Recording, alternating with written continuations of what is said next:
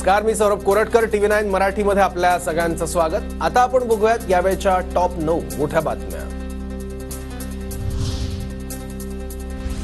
छत्रपती शिवाजी महाराजांच्या पुतळा कोसळण्याची कारणं शोधण्यासाठी नौदल राज्य शासनाची संयुक्त तांत्रिक समिती नेमण्यात येणार. शिवरायांच्या नवीन पुतळा उभारणीसाठी ही समिती नेमण्याचे कालच्या बैठकीत मुख्यमंत्र्यांचे निर्देश. शिवरायांचा पुतळा कोसळल्याप्रकरणी अजित पवार गटाचं आज राज्यभर आंदोलन. शिवरायांच्या पुतळ्याजवळ बसून मोठं आंदोलन करणार. सरकारमधील पक्षच आंदोलन करणार असल्यानं चर्चांना उधाण. आमच्याकडे फक्त 6 फुटांचीच परवानगी मागण्यात आली होती. राज्य सरकारच्या कला संचालनालयाचे संचालक राजीव मिश्रांची माहिती. तर नौदलाने 30 फुटांचा पुतळा सांगितला, याची कल्पनाच नव्हती. मिश्रांच्या दाव्यानं खळबळ.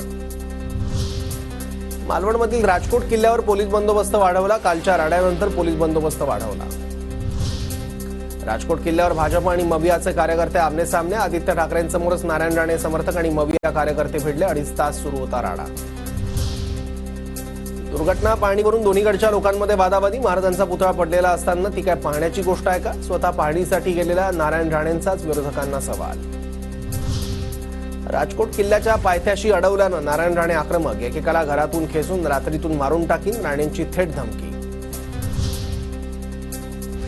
शिवरायांचा पुतळा कोसळल्यावर मविया आक्रमक. 1 सप्टेंबरपासून सरकारविरोधात जोडेमारो आंदोलन. मविया नेत्यांची घोषणा. हुतात्मा चौक ते गेटवेपर्यंत सरकारला जोडेमारो आंदोलन करणार. बदलापूर प्रकरणावरून मुख्यमंत्र्यांकडून केसरकरांना समज. शिक्षण विभागाच्या अनास्थेमुळे राज्यभरात सरकारची प्रतिमा मलिन.